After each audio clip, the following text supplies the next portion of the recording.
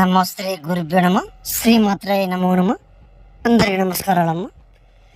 యక్షగ్రహ స్త్రీ సరస్ స్వాధీన మంత్రమమ్మ. ఇది మిమ్మల్ని ద్వేషించి విడిపోయి మిమ్మల్ని ఇబ్బంది పెడుతూ ఉంటే ప్రేమికులైనా భార్యాభర్తలైనా ఎంతటి ముండి వారైనా కూడా మిమ్మల్ని ద్వేషించి విడిపోవడానికి చూస్తుంటే తిరిగి మళ్ళీ మీ జీవితంలో రప్పించడం జరుగుతుంది. కోపము కలవశము ఏకము ఓర్పు స్నానం చేసి సర్వస్వాధీనం చేయడం జరుగుతుంది.